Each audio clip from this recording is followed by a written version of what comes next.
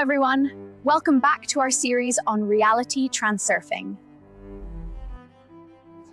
In our last session, we looked at the three roles people tend to adopt: the needy, the indignant, and the fighter. We saw that none of them lead to genuine freedom. Today, we explore what Zeland proposes as the alternative. This topic is called going with the flow. By the end of this video, you will understand what the flow actually is and why it matters. You will also have a set of practical principles you can begin applying immediately. Let us begin by revisiting what we established last time. The needy and the indignant drift weakly with the flow, surrendering control entirely. The fighter pushes hard against the current, expending enormous energy. In real life, most of us are not purely one type or another. We shift between roles depending on the situation. But none of these roles are effective, regardless of how they are combined.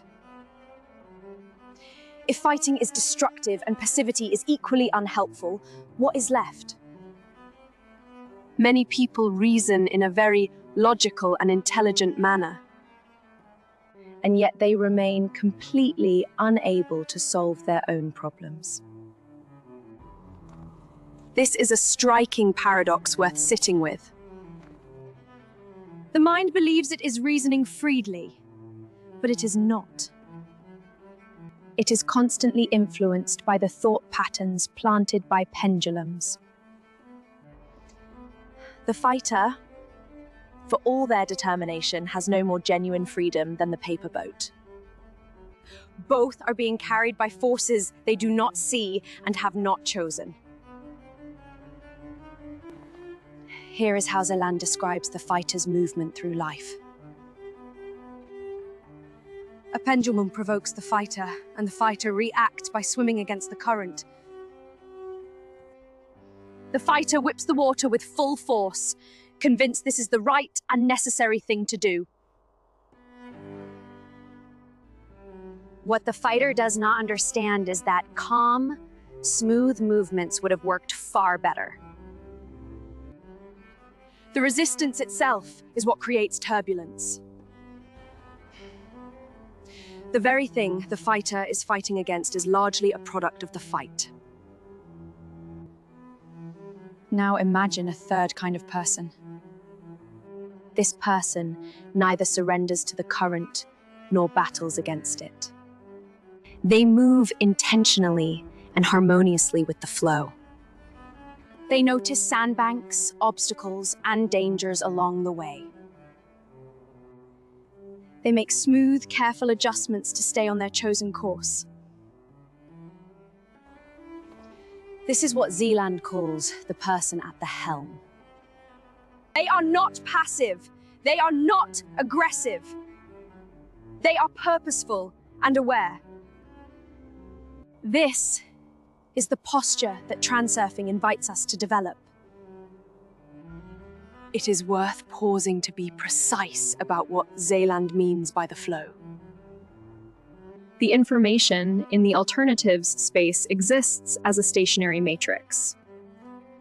But within that structure, information is organized into chains of cause and effect.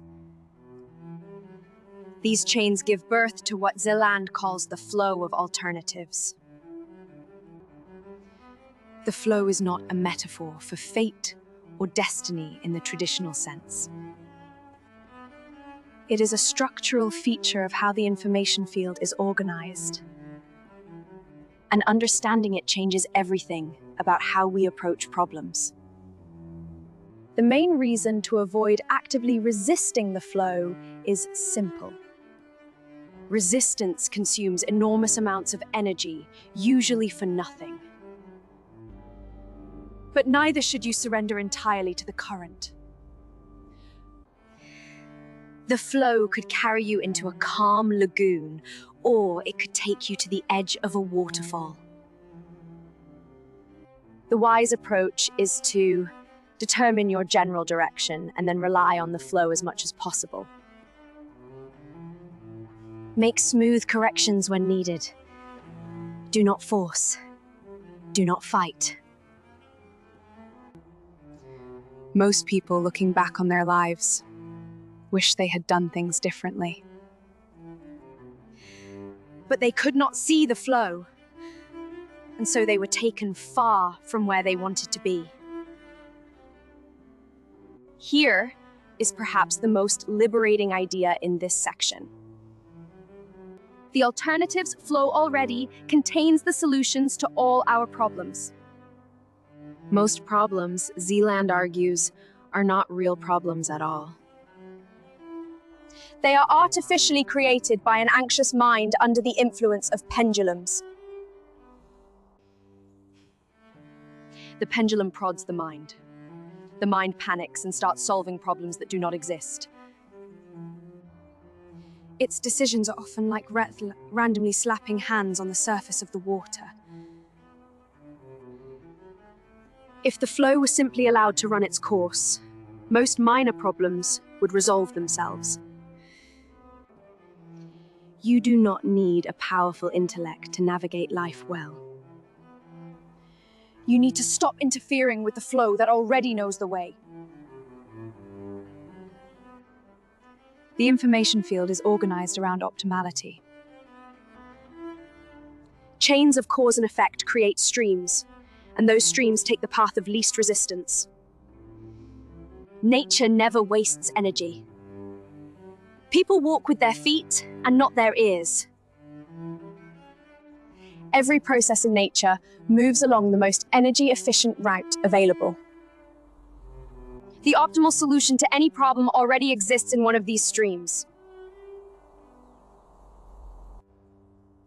The mind, distracted by pendulums, keeps looking for complicated answers to simple questions. It wanders into a maze when the door was always right in front of it. The alternative streams are there. The challenge is simply learning to find and follow them.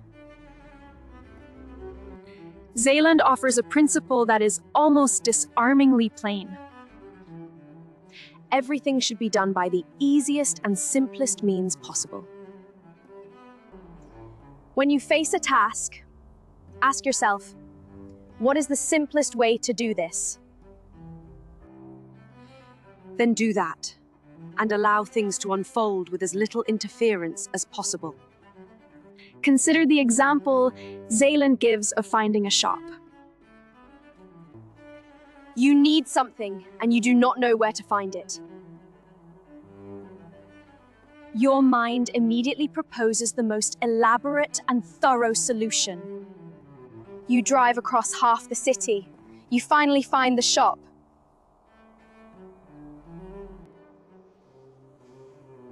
It was right next door to your home the entire time. The importance you projected onto the search sent your mind looking in the wrong direction. Less importance, simpler solution.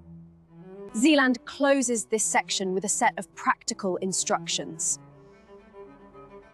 Every time you face a problem, ask yourself which approach is the easiest and use that.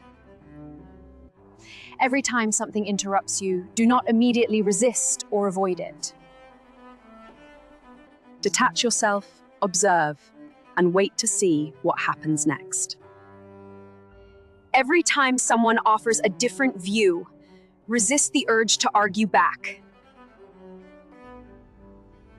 Your rational mind may simply not be able to see the advantage from where it is standing. Activate your inner guardian. Observe first. Act second. Come down from the stage and take a seat in the auditorium. Let the situation develop as far as it can on its own before you intervene. It is the mind, not the flow, that carries you toward the waterfall. The flow itself, left to run freely, is on your side. Let us briefly recap what we have explored today. The needy, indignant, and fighter all fail because none of them work with the flow. The flow of alternatives emerges from chains of cause and effect within the information field. It naturally moves along the path of least resistance and contains optimal solutions. The mind, distracted by pendulums, constantly interferes with this process. Most problems are artificially created. Most solutions are already present in the flow. The practice is to reduce projected importance and choose the simplest available path. Be the person at the helm, attentional, aware, and moving in harmony with the current. This week, try applying the principle of simplicity to at least one task or decision each day. Ask yourself, what is the easiest way to do this? Then follow that path and observe what unfolds. We will continue into our next topic in the following session. Thank you for watching, subscribe, and see you in the next video.